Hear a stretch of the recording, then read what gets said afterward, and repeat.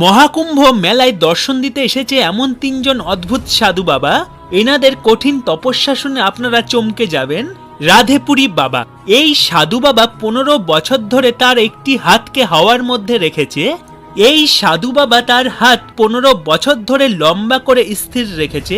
তার হাত কোনো সময় নিচে নামায় না, লম্বা করে উঁচু করে রেখে দেয়। এনার হাতের আঙ্গুল একটির সাথে একটি লেগে গিয়েছে, যা কোনো সময় আলাদা আর হয় না। এই সাধু বাবা বলেন তার এই কঠিন তপস্যা বিশ্ব কল্যাণের জন্য। চাবিওয়ালা বাবা, এই সাধু বাবার গলায় 20 কিলো ওজনের একটি লোহার চাবি ঝুলছে। এই চাবির ভার এত বেশি যে এই বাবা এই চাবির ভারের জন্য হাঁটাচলাও করতে পারে না। এই সাধু বাবা বলেন তিনি যত বছর বাঁচবে তার গলায় এই চাবি ঝুলবে। রুদ্রাক্ষ বাবা, এই সাধু বাবার মাথায় 45 কিলো রুদ্রাক্ষ রয়েছে। এই সাধু বাবা একজন মহাদেবের ভক্ত। মহাকুম্ভ মেলায় ভক্তদের দর্শন দিতে এসেছে কিছু অদ্ভুত সাধু বাবা। এই চমৎকারী বাবাদের কঠিন তপস্যা শুনে আপনারা চমকে যাবেন। আনাজ বাবা, কুম্ভ মেলায় দেখা যাবে এই আনাজ বাবাকে।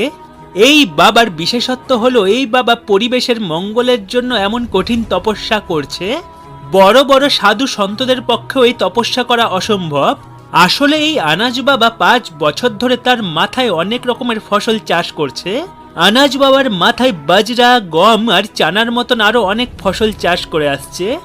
এই বাবা এই কঠিন তপস্যা এই জন্য করছে যাতে পুরো বিশ্বকে পরিবেশ রক্ষার জন্য গাছ লাগানোর জ্ঞান দিতে পারে।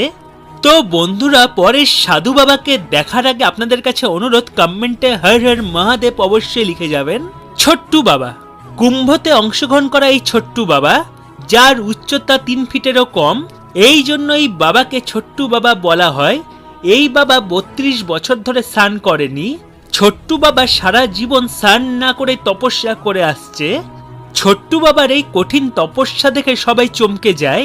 অবাক করা কথা হলো 32 বছর ধরে স্নান না করার পরেও ছোট্টু বাবা এত পরিষ্কার, যাকে দেখে কেউ বুঝতে পারে না যে এই বাবা 32 বছর ধরে স্নান করেনি।